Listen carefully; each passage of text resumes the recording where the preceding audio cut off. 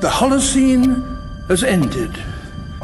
What we do now and in the next few years will profoundly affect the next few thousand years.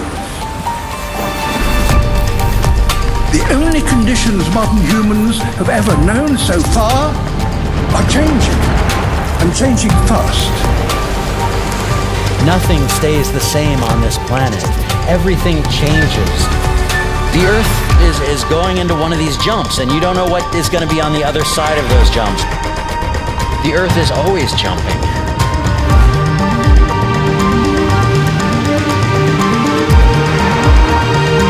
Things move on this planet. Things are not still. Everything is turning.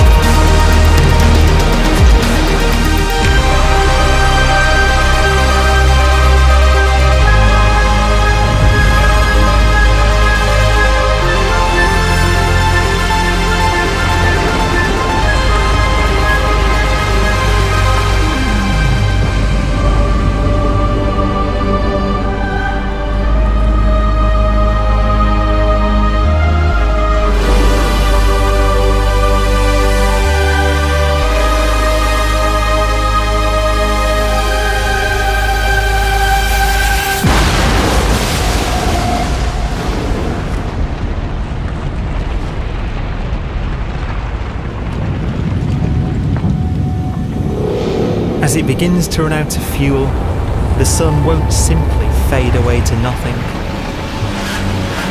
Its core will collapse, and the extra heat this generates will cause its outer layers to expand.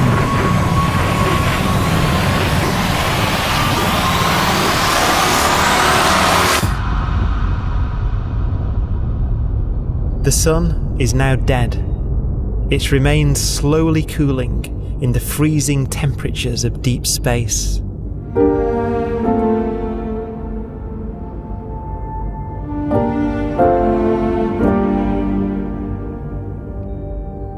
The fate of the sun is the same as for all stars.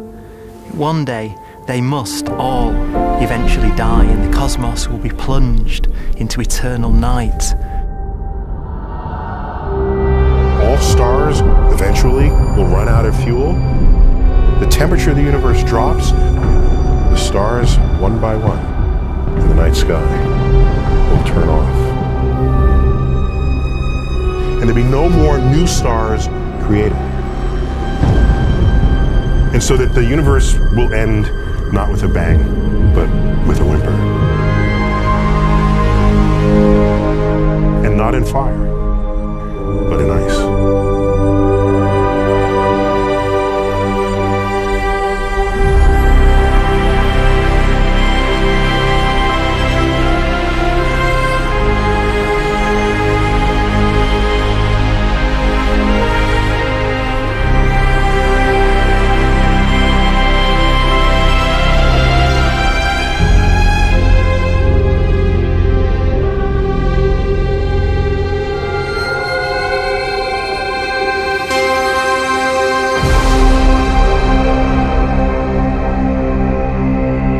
With no fuel left to burn, a white dwarf's faint glow comes from the last residual heat from its extinguished furnace.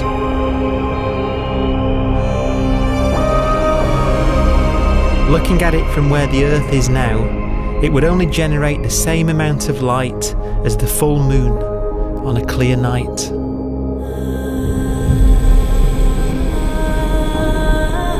The faint glow of white dwarfs will provide the only illumination in a dark and empty void littered with dead stars and black holes.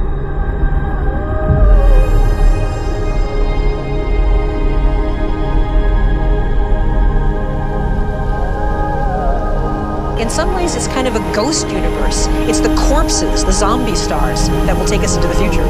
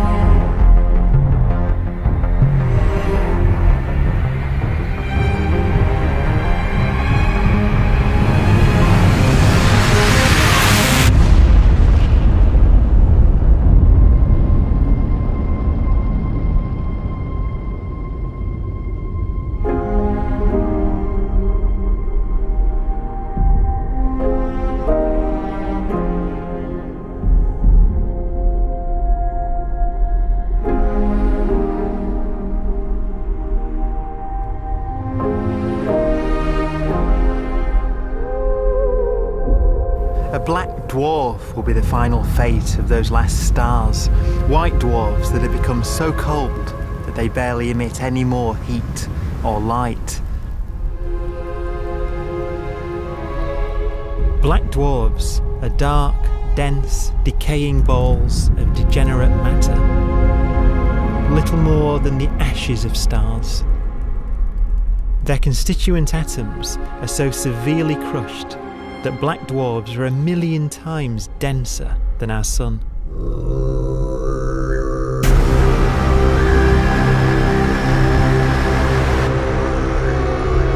Stars take so long to reach this point, we believe there are currently no black dwarfs in the universe.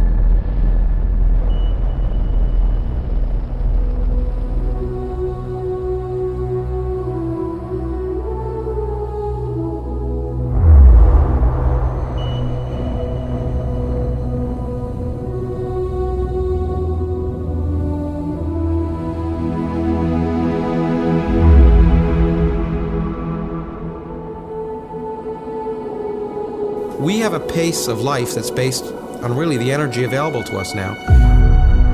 You could imagine living conscious systems which have a very different pace and therefore can extend out at least a lot farther than you'd imagine otherwise. You could have a living system where if it had a thought every 10 trillion years, that would seem normal. Even if our life dies out, one could imagine at some time arbitrarily far in the future, a fluctuation occurs which allows intelligent life to exist again for a little while. So you might have islands in time of intelligence.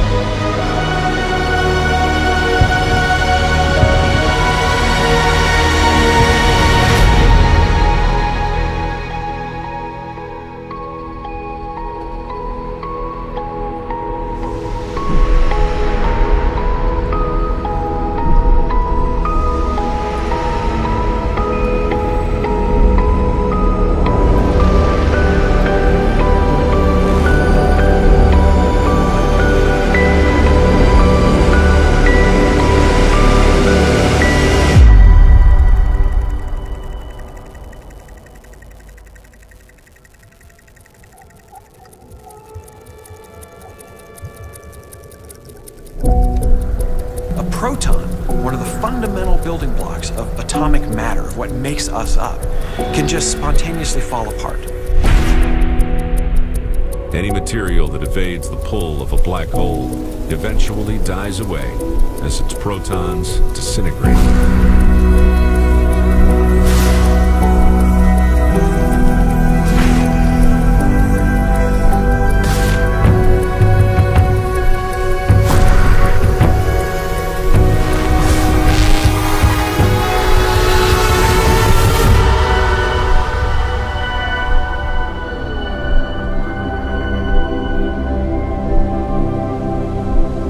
The matter inside black dwarfs, the last matter in the universe, will eventually evaporate away and be carried off into the void as radiation, leaving absolutely nothing behind.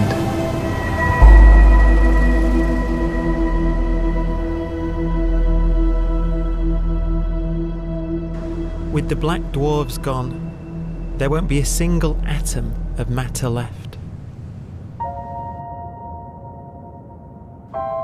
All that will remain of our once rich cosmos will be particles of light and black holes.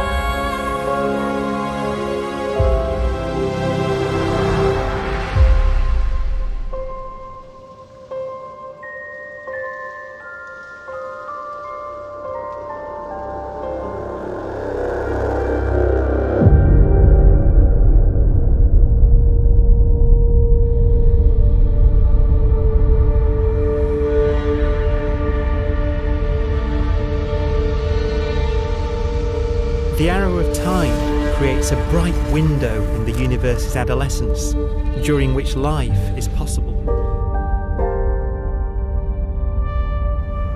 But it's a window that doesn't stay open for long. As a fraction of the lifespan of the universe, as measured from its beginning to the evaporation of the last black hole, life, as we know it, is only possible for 1,000th of a billion billionth of a percent.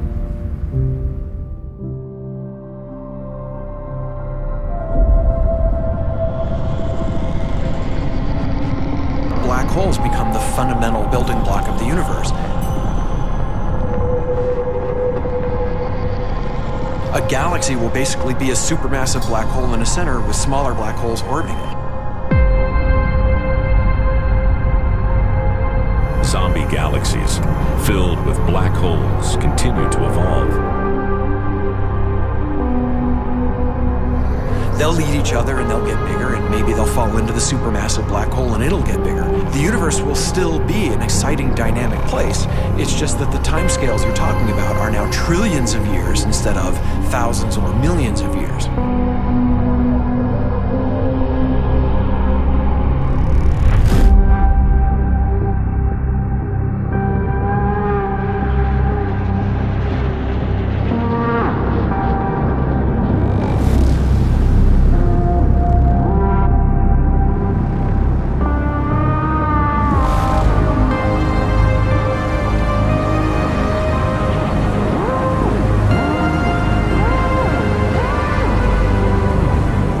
Black holes can bang on space-time like mallets on a drum.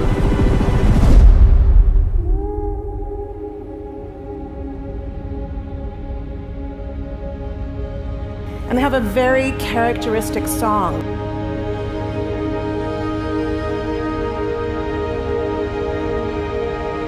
Imagine two black holes that have lived a long life together. At the end of their lives, they're going around each other, crossing thousands of kilometers in a fraction of a second. As they do so, they leave behind in their wake a ringing of space, an actual wave on space-time.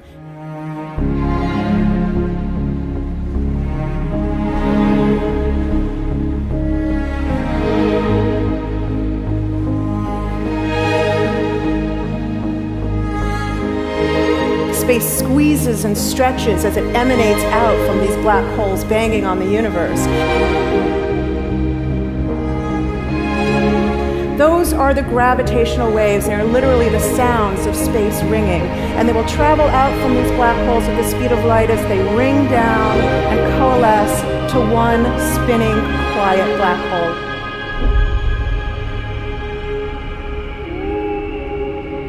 If you were standing near enough, your ear would resonate with the squeezing and stretching of space. You would literally hear the sound.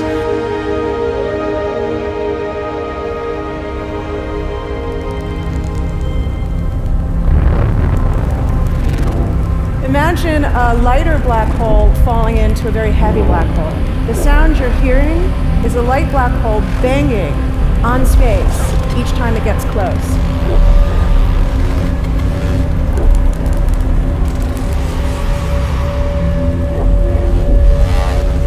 As it falls in, it gets faster and it gets louder.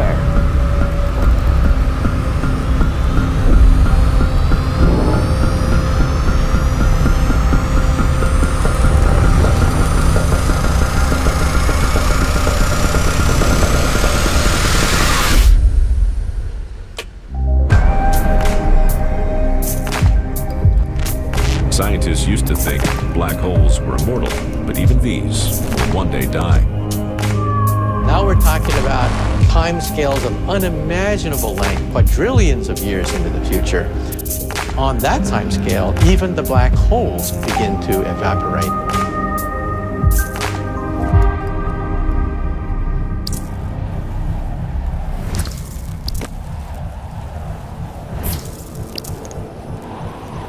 According to quantum mechanics, space is filled with virtual particles, antiparticles, that are constantly materializing in pairs, separating, coming together again, and annihilating each other.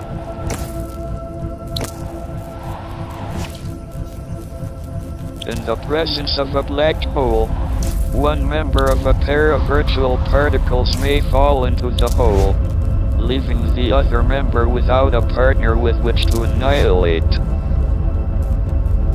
The forsaken particle appears to be radiation emitted by the black hole.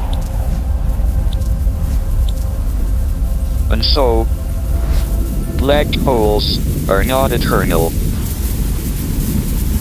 They evaporate away at an increasing rate until they vanish in a gigantic explosion.